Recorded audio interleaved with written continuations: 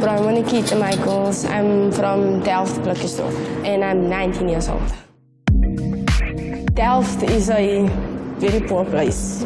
Yeah, my parents can't afford me going to go study, and I want to take my mother out of that place.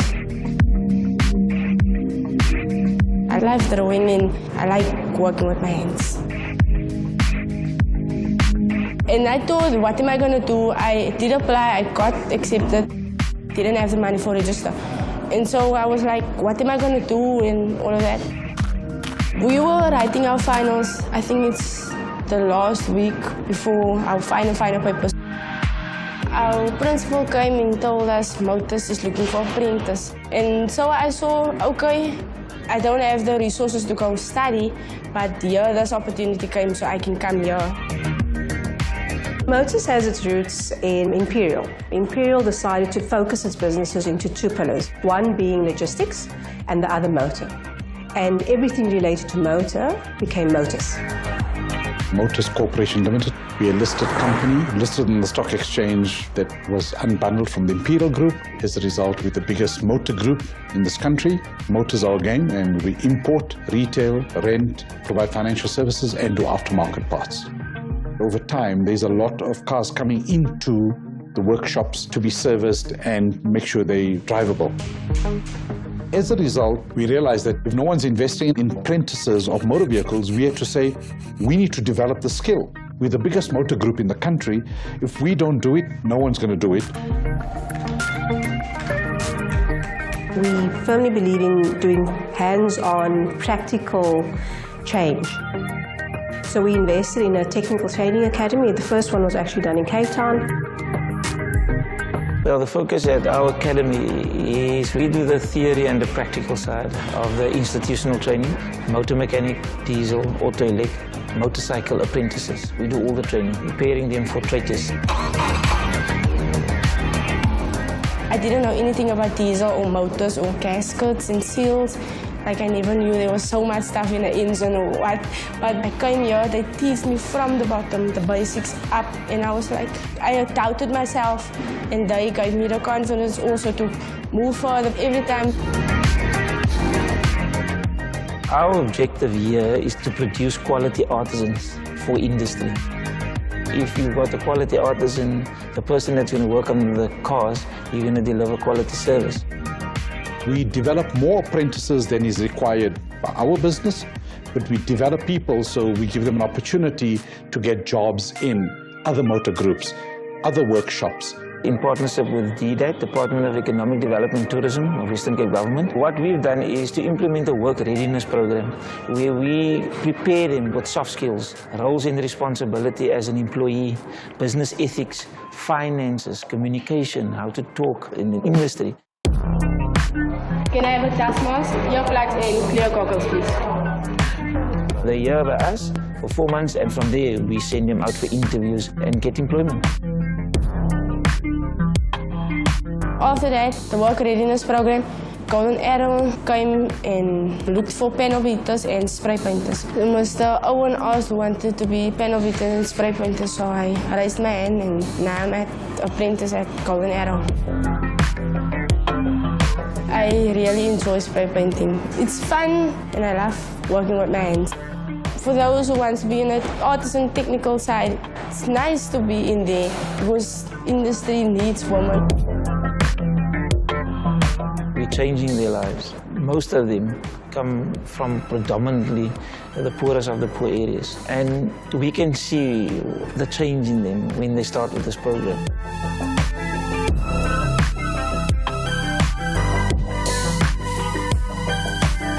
What's nice about artisan training is that it provides a technical skill that's not dependent on getting a formal job. And the more we invest in those type of skills, in technical skills that are practical, that can lead to broader entrepreneurs, who knows when the next person is opening up one dealership that can be the Motus of tomorrow. The opportunity came in, every door needs a person to go in, and they opened the door for us, especially from where I come from. This opportunity meant like everything to me. We do a great job in terms of employing people, training people, developing people. But the area that we need to look at was investing in the communities. We started one library and we got into the heads of the children. Our mandate was to develop maths and science at schools, but the discovery that children couldn't read the maths and science that they were expected to learn led to the establishment of libraries. The Department of Education provides us with proposals from schools that they think are well managed. 90% of them are really poor areas. We set up a library. On average, it's between 5,000 and 6,000 books on the shelves. We decided to staff the libraries and taught our staff how to teach children to read. When I got this job, I had no experience of working at a library. I knew nothing, but I loved to read. We were trained specifically on how to give books to learners aimed at their level. A lot of learners visited the library. They flocked in huge numbers. And what I realized is that most learners, they were not used to the library. They were intimidated by books. So most of them, even grade 6 and 7 learners, they read foundation phase books. I taught them reading. The dog sees the art. We call it the Library Resource Center because we provide the sort of resource where the teachers can bring them to the library, show them a video, show them lesson plans. Today we've got 35 libraries. We're touching the lives of 350,000 people. The program works. We've seen a positive impact from teachers who use the equipment. It was a great experience for me to be able to work with children because naturally I love kids. I love to read. Having to be working with them and teaching them how to read, listening to them read, is a wonderful experience. My name is Novelas Kosana and I'm attending Pielo Primary. I'm a library monitor and I pack away the books. We didn't have a library, we just had a really abandoned building. We didn't have books, and when we finally had a library, it was just joy. It's my escape from home. I have little siblings and they're all boys, and so I'll go to the library and have my peace of mind there.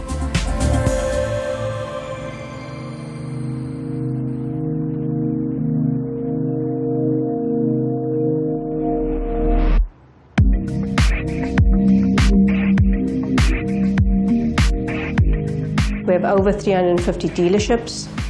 We employ 15,000 people in South Africa, all of which are on the road every day.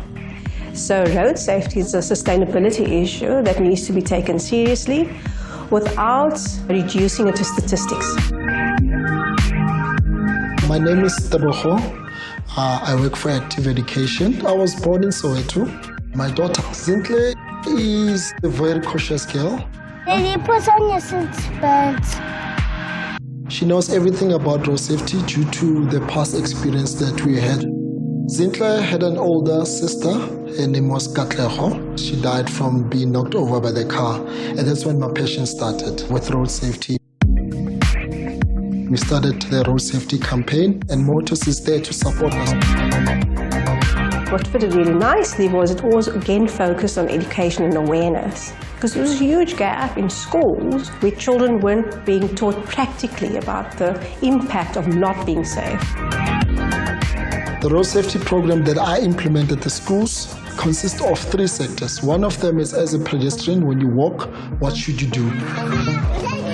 It's important for you guys to walk on the certain roads and to cross in certain places. And then we also teach them how to behave when they're in a car and the responsibility that they need to take to advise their parents not to use a cell phone, not to put on makeup, not to drink and drive.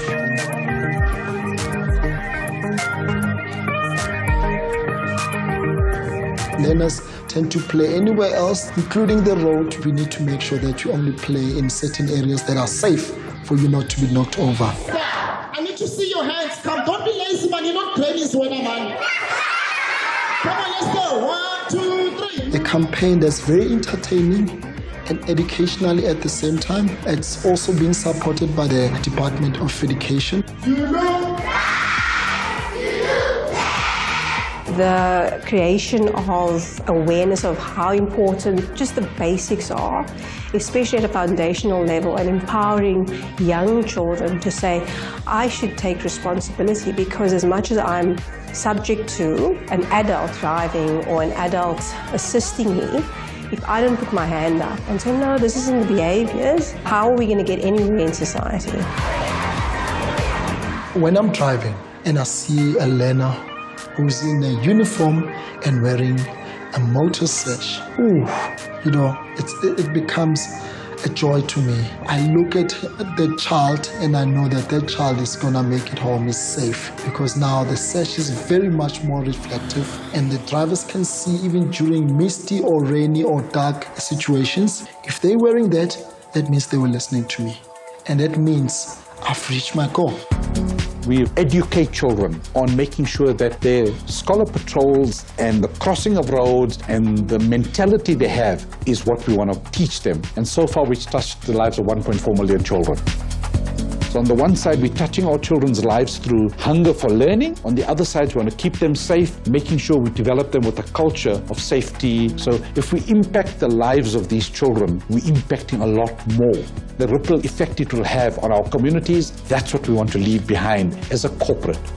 I have found my passion and my career because, when you work in a library, you learn lots and lots of things. You read all the time. Whether you like it or not, you learn. Because of the opportunity I got with Motors, it made me see that there's more opportunities and more apprenticeships available. There is a future, there is something you can go do.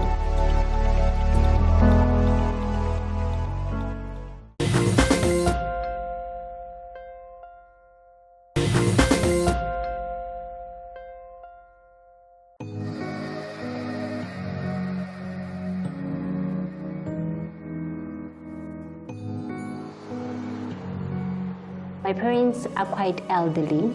My mom and dad have 5 children. They've all achieved. They're all married. They all have stable incomes. Me, I have a daughter. I'm unemployed. I stay at home. And being a 36-year-old woman at home, it's not right. I felt like a failure. I found out about this opportunity at a church. This lady said her husband works at some company, they want truck drivers. I didn't imagine myself driving a truck, but I went. I prayed that I get called back. I got the call. I was screaming. My dad was like, "What's going on?" "I just got the call. I'm going to be a truck driver." And he was like, "Really?" He just didn't imagine me being a truck driver. I'm his little girl.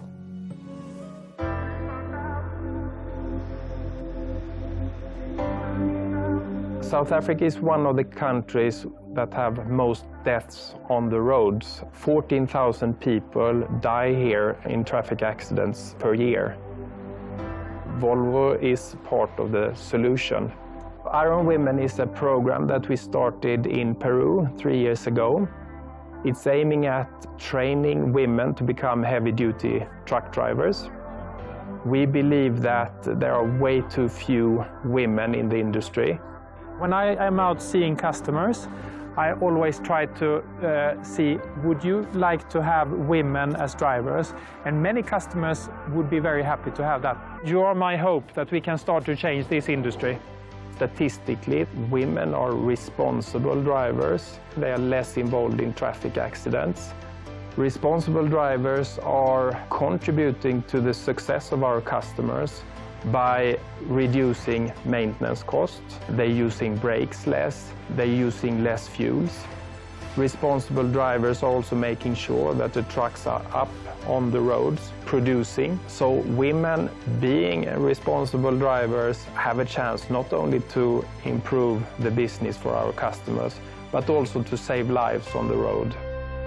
We have to actually prove that women are safer, they are more cautious, and that's what this program is about. That's what Iron Woman's about.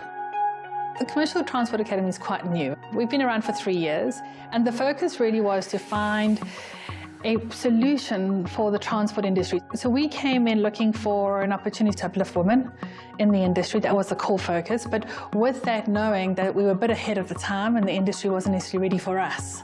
So we continue doing learnerships, short skills programs. We do the development of logistics staff all the way up to senior management and leadership training. The Commercial Transport Academy and the industry really needs early adopters, and that's what Volvo has done for the CTA. You know, there's a lot of dignity in driving a truck and a hell of a lot of joy. I'm sure you've experienced that already.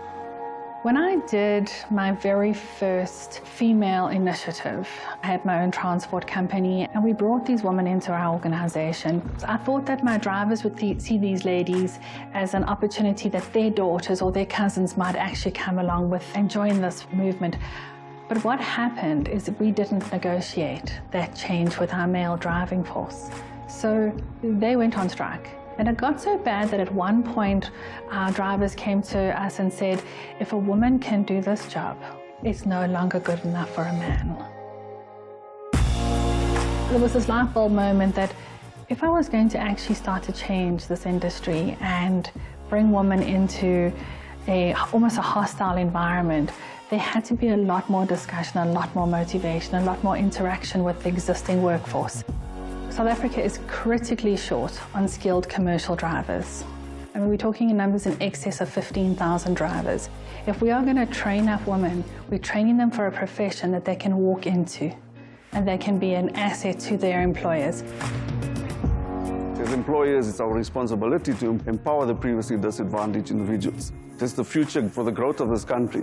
How Volvo is doing that is by bringing more and more young people into the business from previously disadvantaged groups and giving them proper skills and training so that they're competent forever in their lives, not just for Volvo, but for society in general. We have an apprentice program where we take people through the technical skills for the mechanical side and auto-electrical side.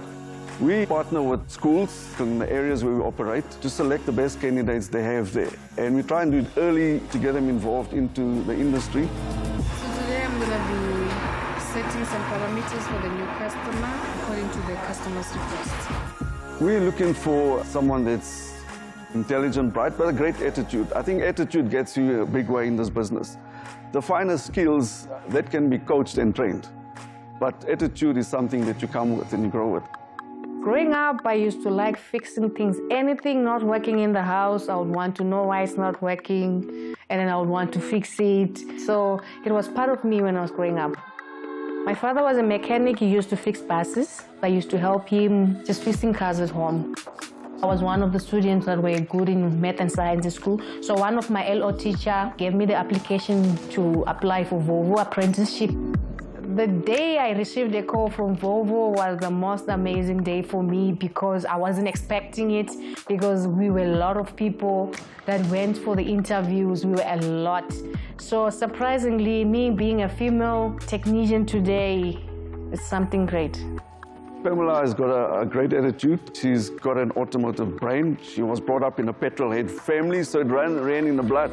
She's got the eye for detail, which is very critical in our business. There's a lot of small components you need to look at. So Pamela, without doubt, is one of the most important pieces in the puzzle in our business. She's the starting point on the journey for the customer of his truck.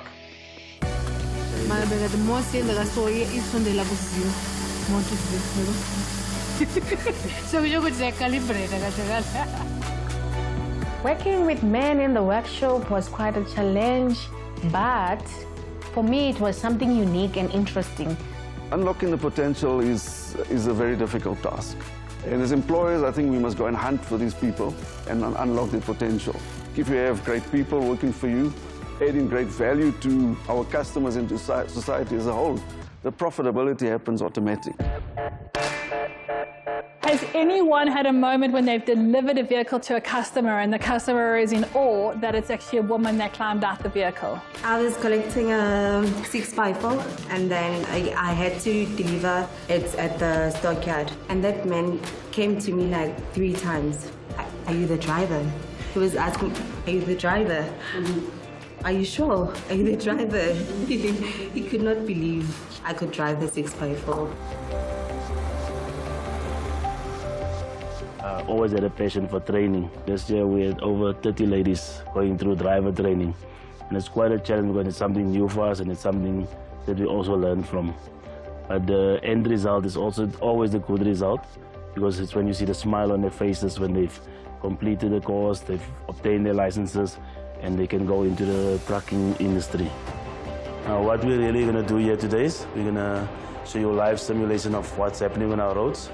We'll give you a few scenarios of how to drive in the rain and all that. This is basically to prepare you when you go out onto the open road, so you don't have to be scared. You'll feel. I'm going to feel every bump. Yes, you're going to feel every bump. It's like in a normal truck where you go downhill or uphill and the truck bounces, the seat will bounce, it will move to your right or move to your left.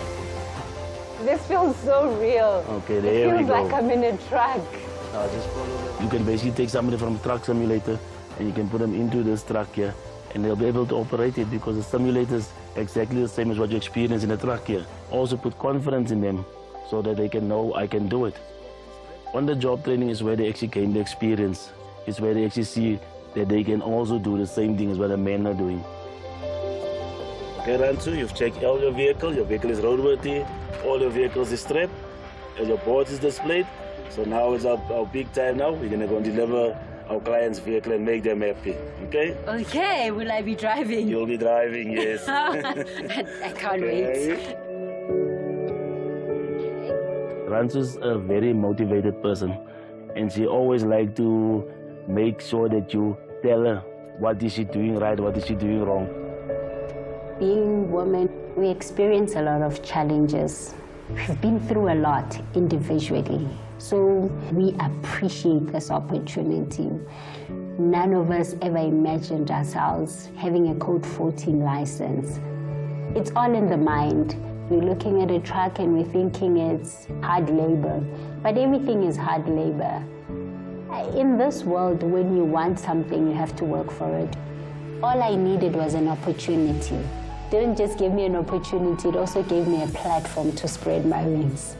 You're not only representing yourself, you're representing women in South Africa. You're representing Volvo as a big brand. It's an international brand. And I believe we also represent our families. Each and every one of us represents their upbringing. Their character shows their upbringing. It shows the family, the background you come from. Yeah, but things have changed a lot, no? Things have completely changed. Yes, completely changed. But now you even got your daughter driving trucks now. My last daughter. Your last daughter. Is driving a wonderful thing that I never dreamt about it. In my life, I never I'm dreamt. sure you must be proud of her, no? Highly proud. Yeah, that's good. She must just keep that spirit. She'll go places. She must just keep that spirit. Yeah. I wish all my children should could see this. Yes, yeah.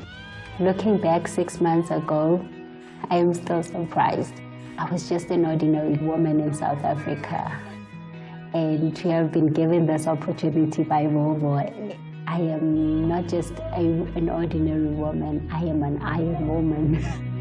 South Africa have some challenges, education, unemployment, some of them, and that's 2 of the areas where Volvo really can contribute. Our mission is driving prosperity through transport solutions. That means that we are not only producing trucks that are safe and environmentally friendly, but it also means we should contribute to the society with local corporate social responsibility projects. We want to leave this world in a better shape for the next generation.